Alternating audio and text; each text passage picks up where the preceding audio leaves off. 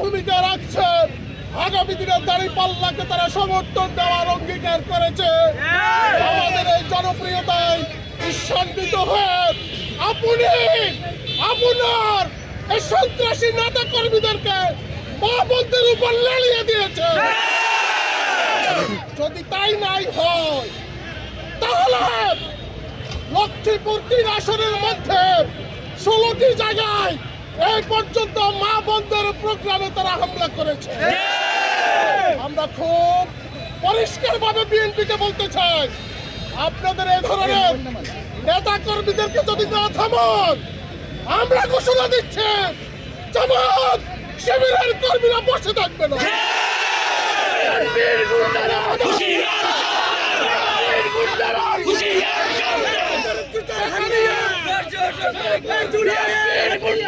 যেখানে বাধা আসবে সেখানে প্রতিরোধ করা হবে।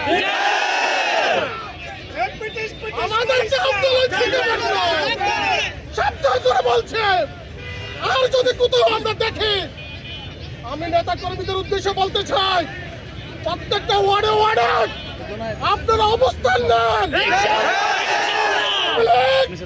ছাত্রলীগের দুষ্ট আসা প্রকৃতির সন্ত্রাসীদের মতো কেউ যদি জনগণের নিরাপত্তা বিঘ্ন করে, মা বোনদের উপরে হামলা করে, তালিমে হামলা করে, আগামী দিনে আমরা বসে থাকবো না।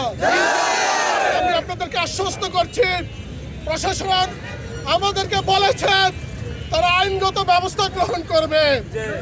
আমরা প্রশাসনের কথায় আমরা আশ্বস্ত হয়েছি। আমরা আশা করছি প্রশাসন আইনগত ব্যবস্থা নেওয়ার মধ্য দিয়ে দ্রুত দুলালের নেতৃত্বে যারা হামলা করেছে তাদেরকে গ্রেফতার করবে।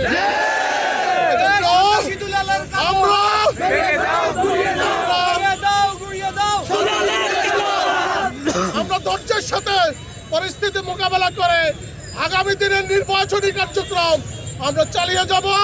ময়দানে আমরা সাহসিকতার সাথে ধৈর্যের সাথে অবস্থান নেব ইনশাআল্লাহ।